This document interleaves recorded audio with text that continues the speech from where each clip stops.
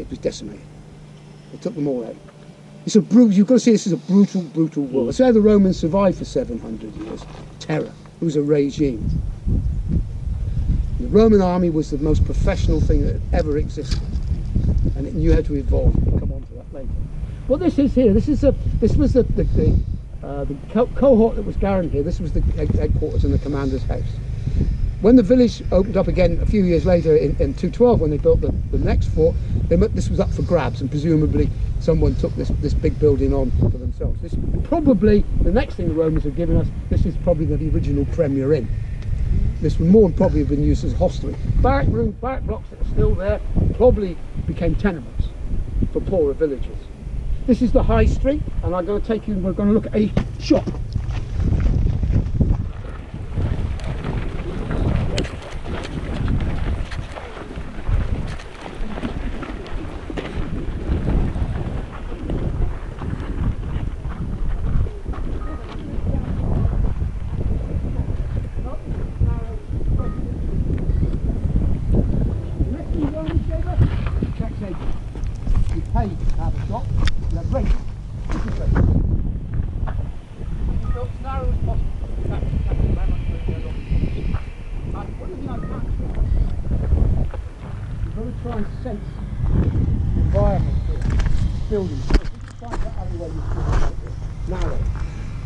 The smells, animals, excrement, people. We wouldn't be able to cope with it. I can't show you that. You're just going to see that in your mind. Anyone has it to guess what this shop was? Butcher. Someone said it? I heard it. Butcher. Butchers. This is the butchers. What we've got here, this is the area that animals would have been hung and slaughtered. They've got gullies here, run out into the street, all the blood and the offal runs off down the street into the ditch and out doing the thing. That's good standards of hygiene by British standards, of course, but this is going somewhere. Animals were butchered here. That was his counter, probably had a wooden top, or maybe a stone, a marble type thing up there. That's an oven, or the base of an oven. The next thing the Romans have given us, the kids love this one, is McDonald's. This is the original fast food. The soldiers would have come out of it, but I watched on BBC a couple of weeks ago, they had one of the food programmes about sausages. I didn't realise it was the Romans who worked out how to put meat into a skin. Funny, all those Roman things are going to keep coming back. What we do today is all goes back to Rome. They invented sausage. So you can see the soldier comes out of the garrison there, in here, they either a steak sandwich or a hot dog. Fast food. We're going to the pub next.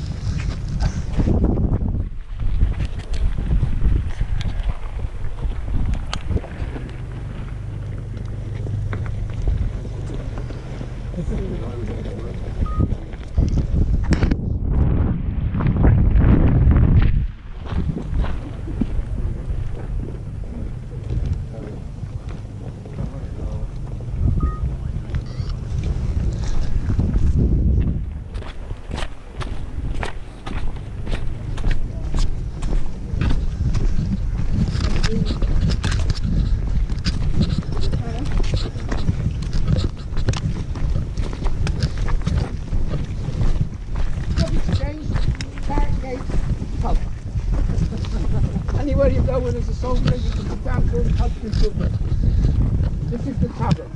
Fairly well built. You can see by the walling here, it's strong enough probably to support a second story. There's no evidence of living accommodation down there, so this would have just been the bar. They drank beer in those days, Celtic beer they called it. We're not sure quite how they brewed it. We know it was boiling water, but they wouldn't have had hops. Now you can have beer without hops, you know what I mean, but they must have had it. When you get down in the museum, there's a glass called the gladiator glass. Look out for it in the domestic artefacts.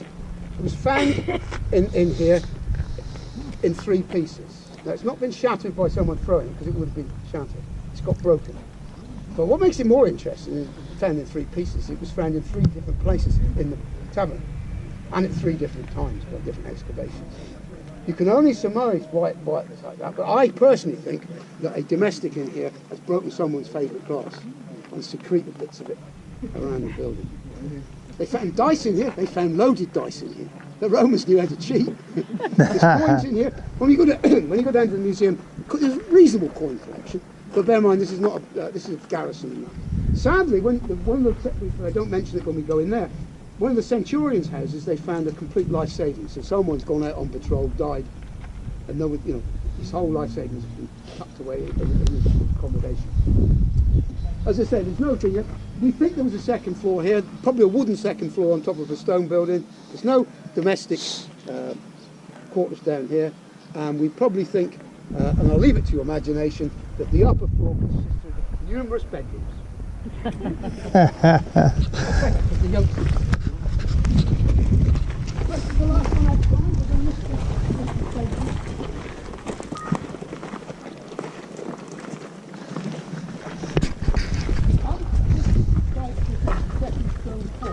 Underneath this final one that we really recommend got in. When they went underneath here, they found an amazing wooden house, much bigger than the prefect with the garage commander. And then the dates back to 120 AD. We all know what's going on. 2 AD, the war was built. So it's surmised, why was a huge great wooden house here? Was it the fashion? You know, Hadrian was in Britain. Did Hadrian stay at Vindolanda while the wall was being built? You view from your window, see it up on the ridge there, and that's always been the supposition that Hadrian stayed here. In the modern, the archaeology they're doing this week, I say, they found, amongst all the other things there, a massive circular wall, as thick as these. The only thing they can think it to be is an amphitheatre. Now the average soldier coming out of there is not coming out after duties going what shape. He's going in there. He's going for a pint. So if you look at modern monarchy, when the Queen goes anywhere, it's all laid on, isn't it? Things are rebuilt, roads are repaved, barrack squares are cleaned up. It's quite possible that they built an amphitheatre to entertain Hadrian while he was here. So it's giving more credence to where you're standing is where the Emperor Hadrian stayed whilst his war was being built. It's something you start to see things. We're going to go into the fort now. Civilians are not normally allowed in the fort. We didn't want to go in there anyway.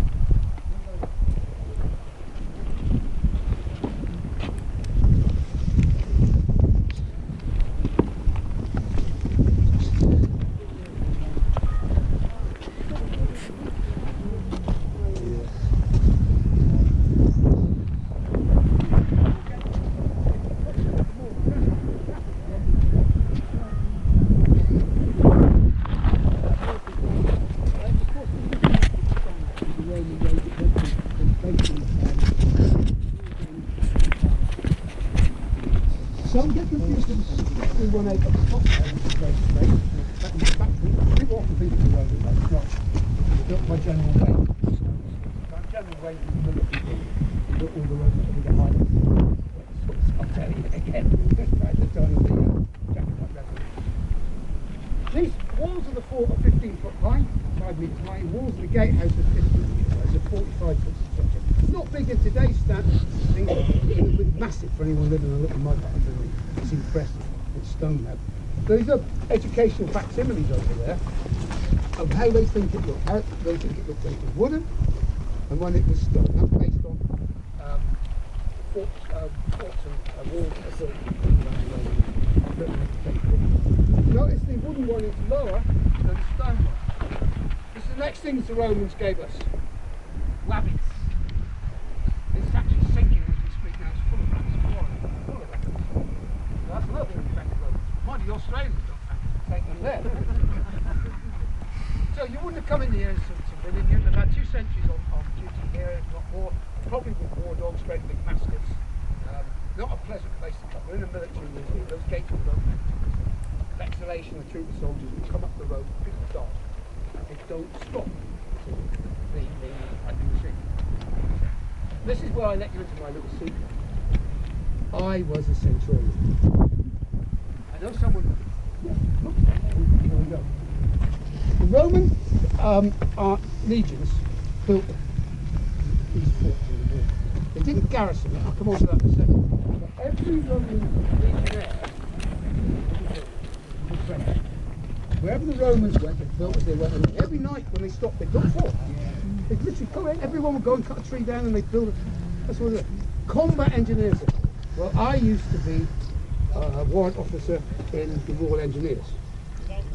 And that has a direct link. Combat soldiers, that's what the purpose of. We do mines and demolitions, and at the same time we do. So I have that lineage with them. But at that point, I'll say to you, legions only made up 20% of the Roman Empire. The other 80% of the Roman army was auxiliary troops, and they were recruited into the Roman world. And the reason they do this is the Romans have captured from Syria to Scotland. The next thing the Romans have given us is multiculturalism and multi-ethnicity. The Romans were not bothered what colour you were or what god you worshipped. Something that's taken us 2,000 years to get round to be thinking in that same mindset. But what they did want was allegiance. You were part of the Roman world. So unlike today, and I'm only being facetious here, you know, once you've been captured by the Romans, when in Rome, you're Roman. If you go and watch the cricket now between India and England, there's a hell of a lot of people flying Indian flags. Probably never been to India. But for some reason they have an allegiance to that. But the Romans demanded that. And they gave you incentives, and they would ask you to join the Roman army as an auxiliary soldier. Probably better than being put into slavery, but it had its benefits. You got paid, you got clothed, and you got accommodated. There was one more big benefit for Britain, Gaul, or Latvia, joined the auxiliary troops.